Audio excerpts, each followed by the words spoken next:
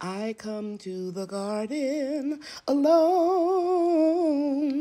while the dew is still on the roses, and the voice I hear falling on my ears, the Son of God discloses, and he walks with me and he talks with me and he tells me I am his own, and the joy we share as we tarry there, none other has ever known. Hey everybody, Lady Cheryl here, and I want to welcome you to my YouTube channel. It's early Tuesday morning. I just got back from vacation a few hours ago, so you won't be seeing me in the video because I'm still in my pajamas. But I took the shade cloths off of these two plants here, and as you can see, they did pretty well. I see some leaf curling, but we got a lot of rain yesterday, I'm told by my son, so the soil is still moist. And these pepper plants did really well. This herbal garden bed that I made out of a gorilla card is doing okay. Nothing spectacular, but we do have a lot of seeds of the marigolds that I can collect. Lemon balm is trying to come back. Rosemary is doing well, and the sage is doing good, of course. Also, next to the gorilla card is, I believe it's New Jersey asparagus. I bought this year from Stark Brothers, and it's beginning to put on ferns. I'm not expecting any asparagus from these plants until a year or two. Now, before I decided to videotape this, I made a small video of how I saw some aphids across the top of this pear tree. I cut it off, threw the remnants away. I'll share it with you in another video. I decided to just go ahead on and cut the pear trees down some because I was going to do that anyway. I want to keep these two trees. One is Asian pear and one is, I can't remember, I'll insert it. It's a different type of pear. My brown turkey figs are beginning to ripen and swell. So they're doing really well. Let me back out so I can show you how beautiful this tree is now, especially since half of the tree died back in the freeze we had last February. Okay?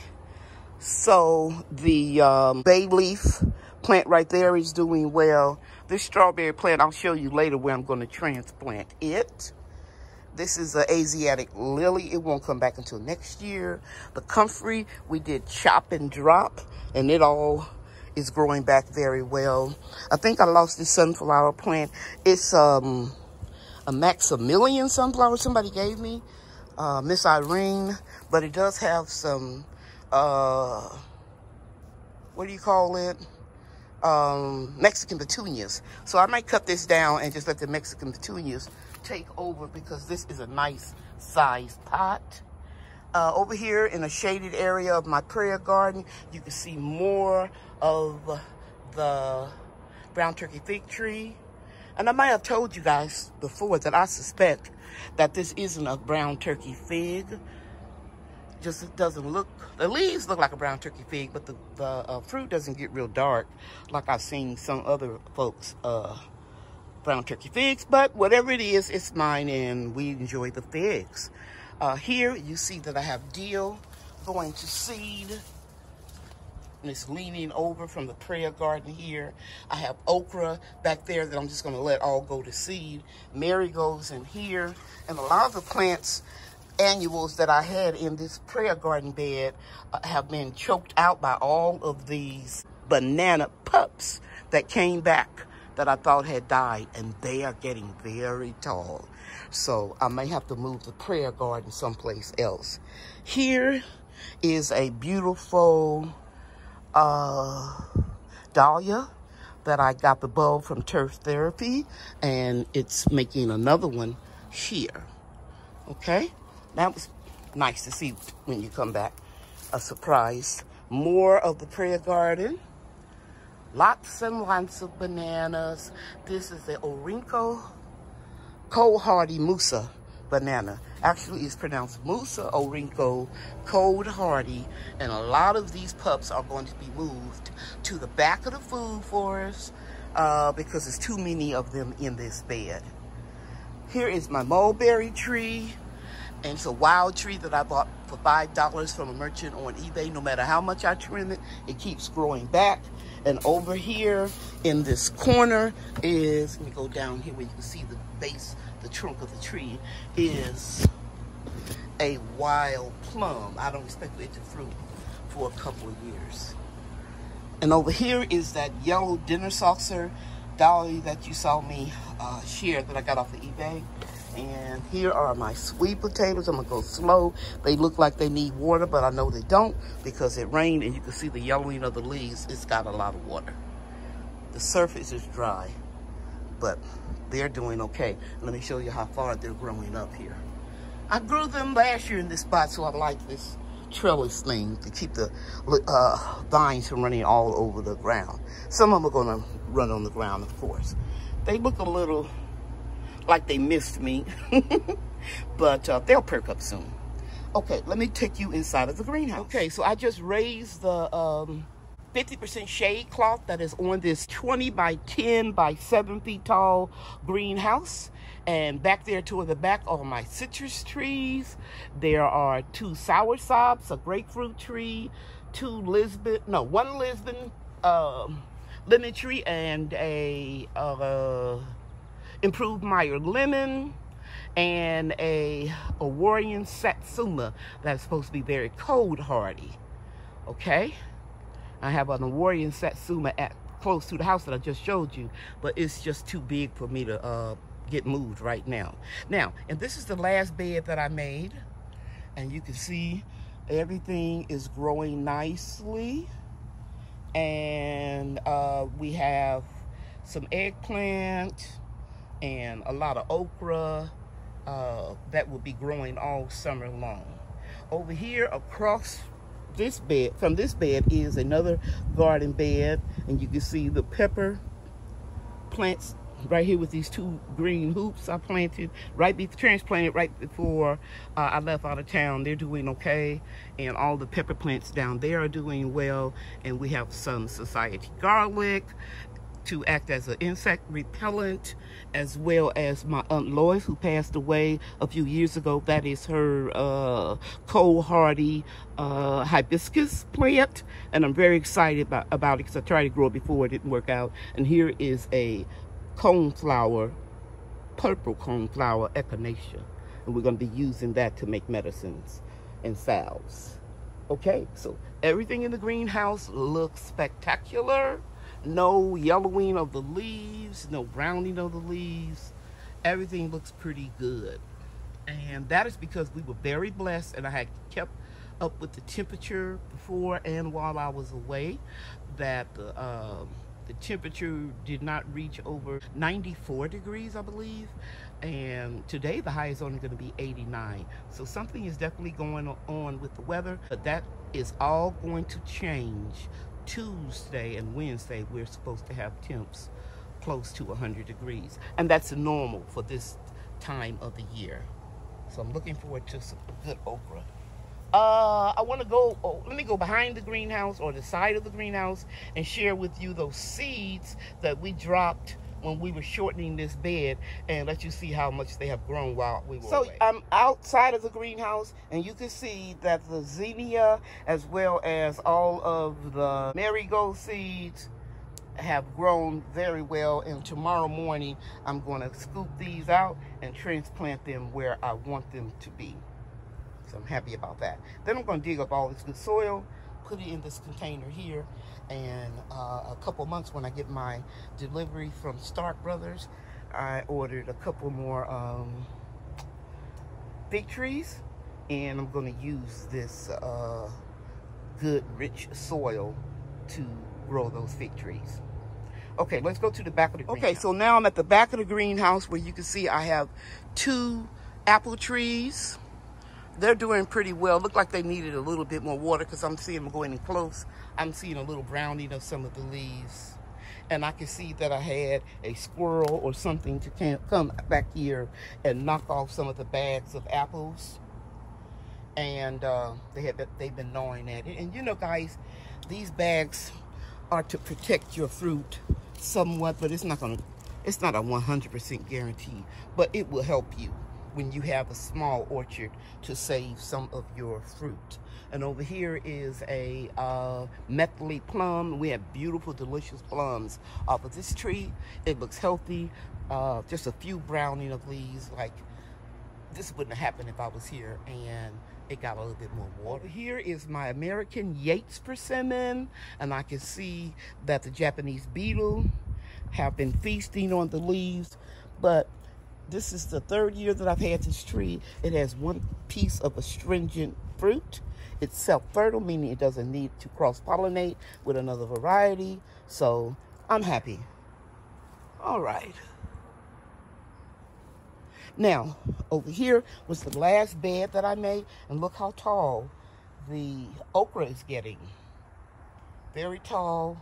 Eggplant coming up down there, and over here. We'll be growing this all summer until the first frost. We will should have very productive okra coming from this bed. Now over here is my Fuyu persimmon. It has fruit, and the fruit is getting bigger.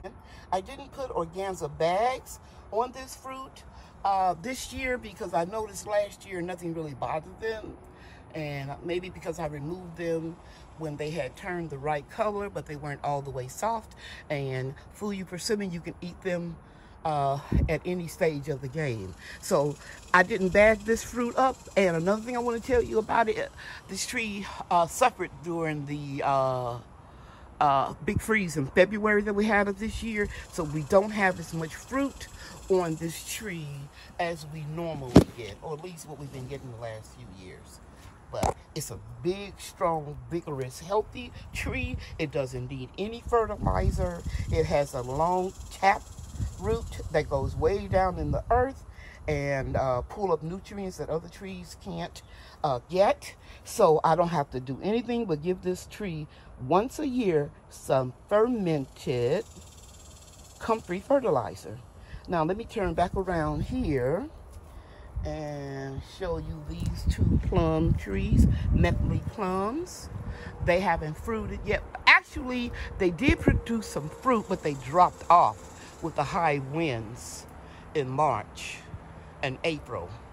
But I'm expecting these 2 trees to produce fruit and keep hold of the fruit next year.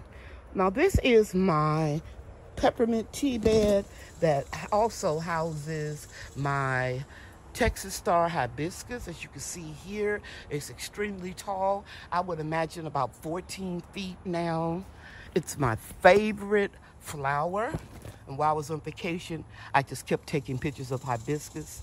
And it's just so beautiful. And if you want to lower your blood pressure, if you're new to my channel, you can check out how you can use hibiscus petals of the flower to make tea that will lower your blood pressure.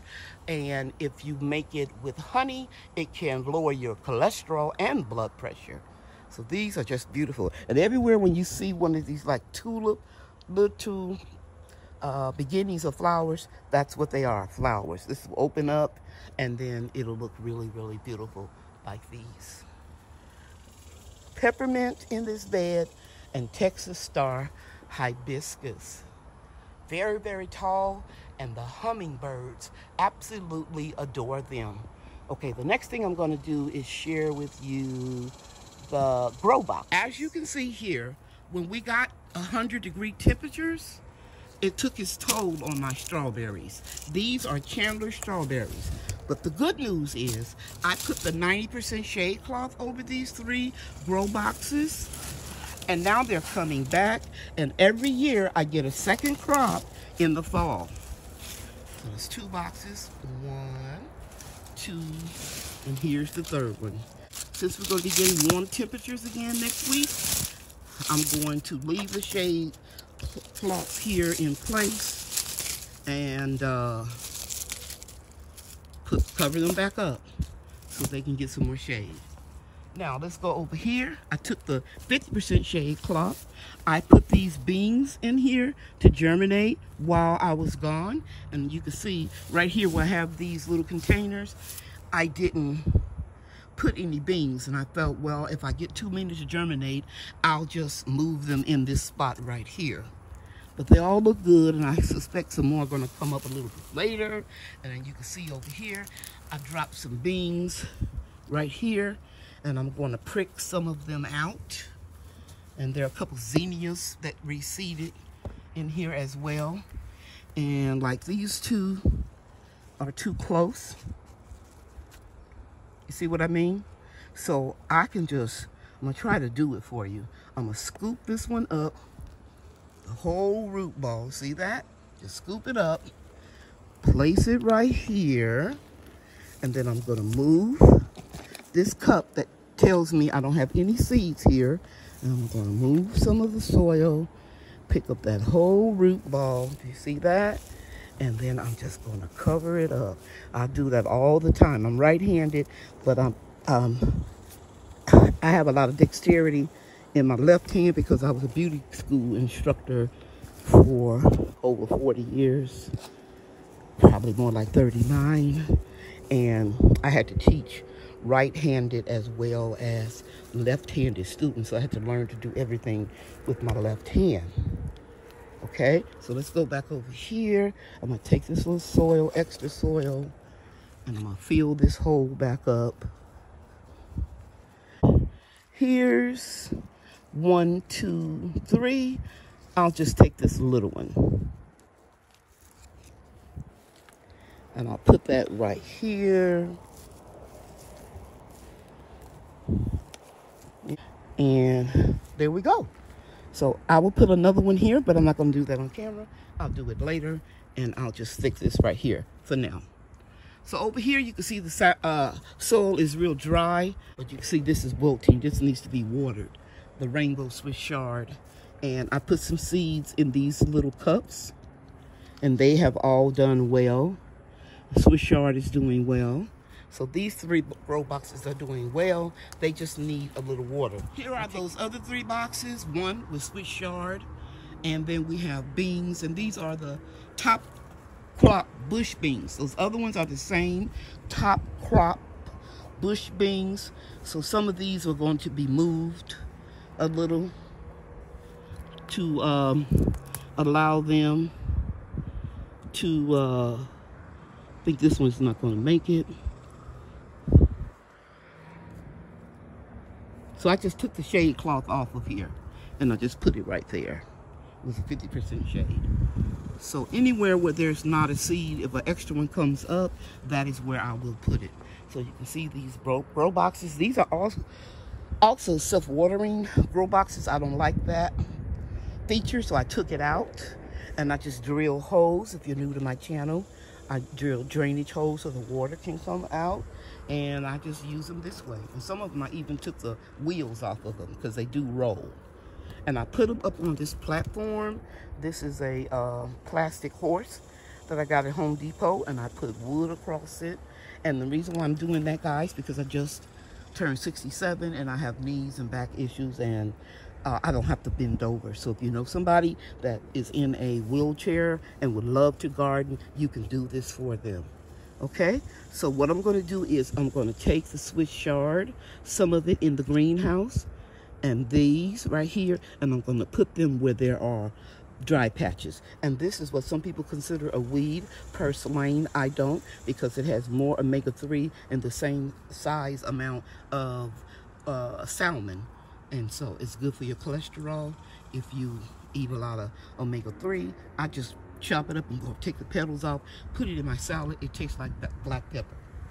Okay, the next thing I'm going to show you is the other sweet potatoes that are growing, as well as my 2 8x4 raised garden beds. Under here, you see I have hanging baskets of flowers, and I have purple coneflower, And when I say under here, I mean under this 90% shade cloth. It will come down until next Tuesday. And here are sweet potatoes. I grew them the same way last year. If you want to check out my playlist, I got enormous sweet potatoes grown in these 17-gallon buckets that I got from Walmart. And the sweet potato vines grow all the way around the trellis eventually. Let's show you what's growing in the first bed. All of the purple flowers that you see is society garlic. It repels insects. Not all insects, but most of them. And then I have a lot of marigolds and zinnias growing here, mostly marigolds. And they will be okay to repel insects until the first freeze of 32-degree temperature. And then, of course, we have a row of okra growing.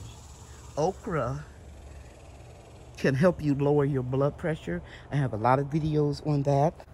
Now, here is the second garden bed. And you can see I'm only growing 2 tomatoes plants. And I grew from seeds. They're celebrity because they're heat tolerant.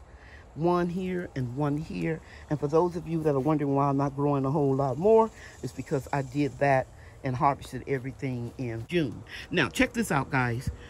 This is Japanese sorrel. You can make tea out of it as well. And these 2 things here are olas, and they each hold a gallon or more of water. That's purslane growing and a lot of marigold seedlings. Okay, so I don't need any tomatoes. I have a freezer full. I will be making tomato jam, tomato low sodium and low sugar sauces and salsa, everything. So if you stick with me, I will share with you a lot of more canning videos. Here are 2 new raspberry plants I put in one pot. It's a very big pot that I bought. I think I paid $7 at Lowe's on clearance. I love rescuing plants. I'm almost sure those were on clearance. If I made a mistake, I'm sorry. But anyway, I love to buy plants on clearance and take them home and rescue them. Now, I'm going to go around the food forest and show you some of my trees. But before I do that, let me show you something. Here are 2. Here's one. Here's the other one. Lemongrass. And I use lemongrass in my natural products as well as to repel mosquitoes. Now, I had a garden bed right here that this liner came out of, and you can see pieces of it right down there, the wood that I bought. And I'm not going to say where. You email me, I'll tell you where I got it. And I hate that I refer people to that store to buy this garden elevated raised bed that was on sale for $49. It was not worth it. As you can see, I'm growing stevia. I'm pre-diabetic, so I grow stevia because it's a natural sweetener. I'll be making videos on how I extract it. And one of my YouTube subscribers and my Facebook group subscriber bought me a raised bed for my birthday, and it came in just before I left, which that was another blessing. So I'll be making a video on that, how I put it together, and I'm just going to try to lift this up, and I'm sure some of this is going to break apart, but I'm going to put it in that bed that she gave me. It's a really nice bed by Keter, and it's the same company that makes the baskets that I grow a lot of things in. Here's an update on my $5 native Lee jujube tree. It's turning colors, guys. The fruit is turning colors. That wasn't the most delightful surprise. These elderberries, the elderberries are ripening, and I'm told I better get them when you see a big cluster like these 2. I'm told that I need to harvest these because the birds are going to get them. See that? How rich they are? And I'm sure you all can Google and learn about elderberries. This is my first time actually harvesting some. And that looked real sparse right there, like the birds already got them. And this one, these 3 clusters in particular, and a few more, I'm going to go ahead on and harvest them tomorrow. And I have more growing there, and there, and here, just all over the place. Okay, I'm not going to let the birds get them. But I do have Mexican petunias. They come back every year, the little purple flowers, and they bring pollinators to the yard. This is a Ronia berry. Again, I only paid $5 for this tree, as well as the elderberries and the jujube. Here is that other brown turkey fig tree that I told you guys. It died back all the way to the ground, but it does have figs on it in here. And we'll be harvesting them soon.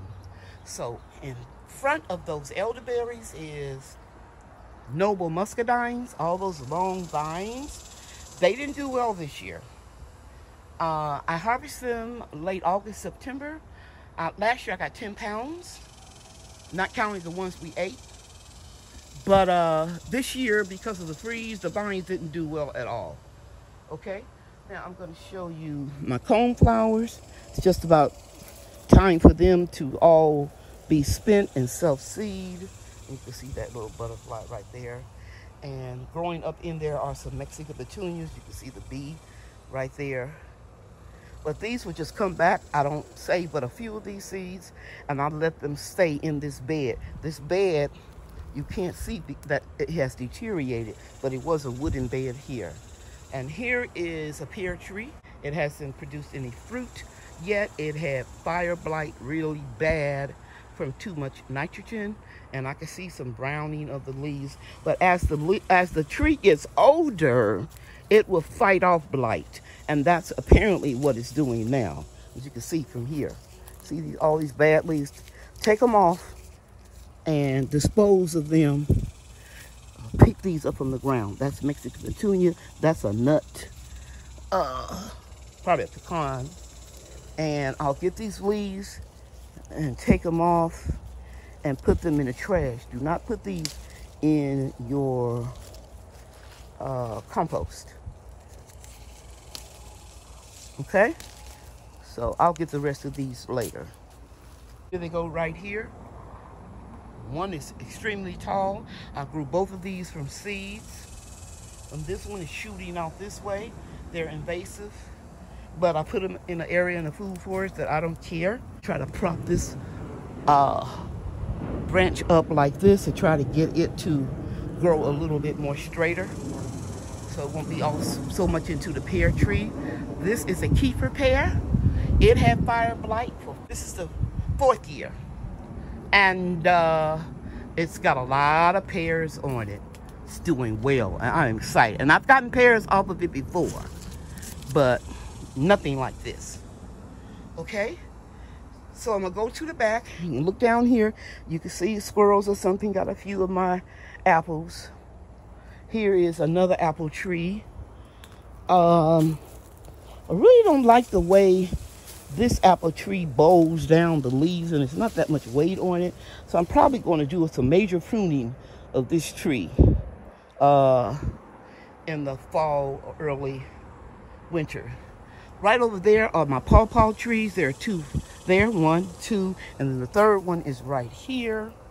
And then I have a white Texas star hibiscus in front of that chair, a volunteer pecan tree, and behind here are Concord grapes, and they have black rot. This is the 2nd year, and almost certain that I'm going to cut these vines down and pull them out. Let me see if I can pull one of those grapes and see what it looked like.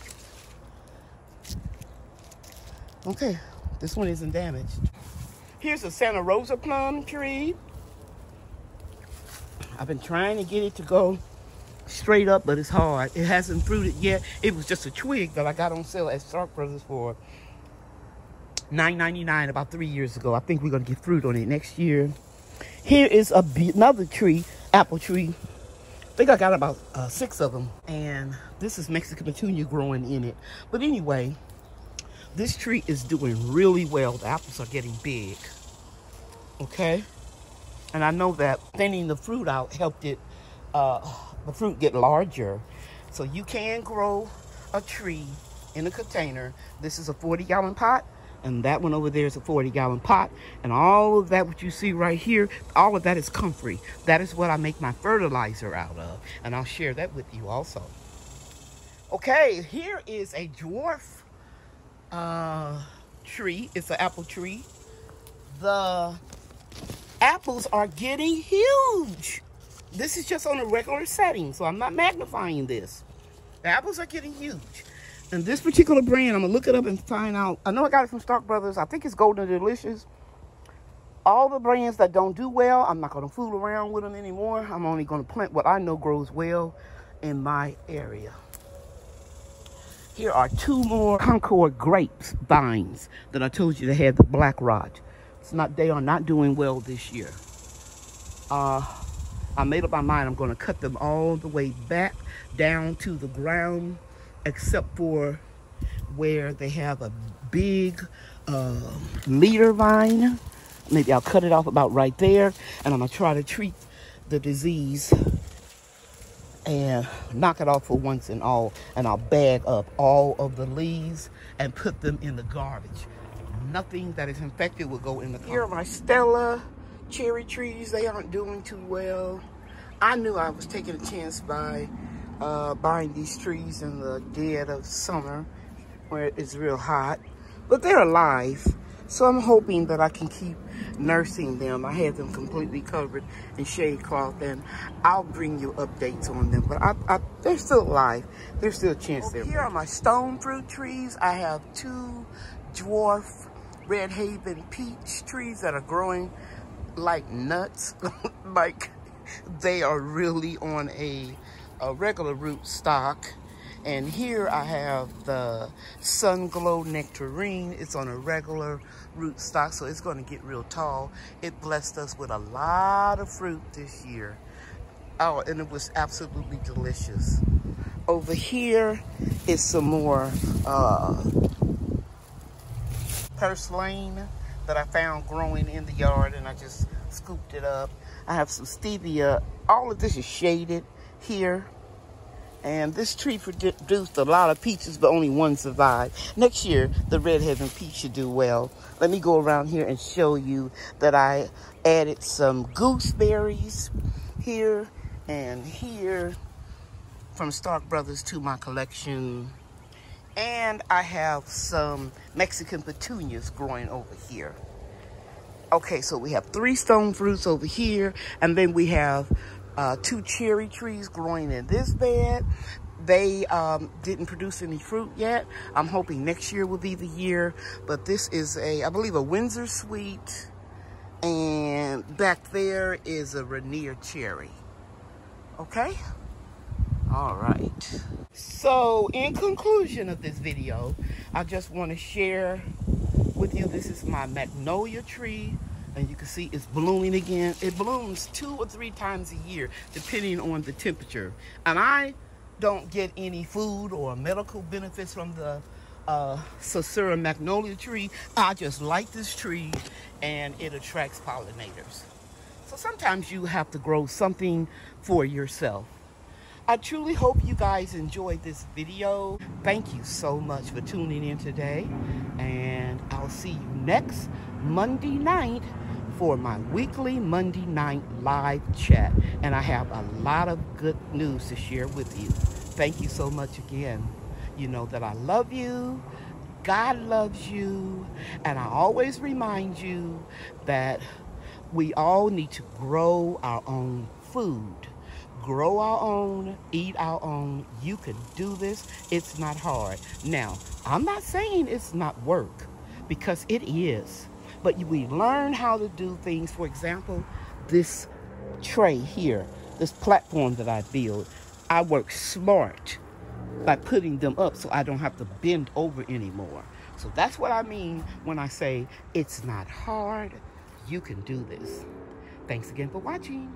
Bye now.